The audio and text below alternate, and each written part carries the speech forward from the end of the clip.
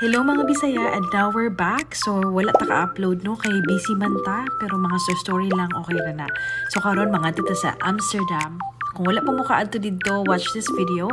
Maybe gusto mo maadto. Stories about the city and some cool things. Really like it if you guys ask some questions to keep it a bit interactive for both of us. Kung gusto mo makita sa ilang tubig-tubig ka na imurag ka ng kanal-kanal para sosyal, pag-rent mo og tour nga inani, murag na siya sa 17 euro man siguro. So affordable na siya, di na siya sakit sa bulsa. Pero daghan-daghan po doon, dili na siya private nga tour ha.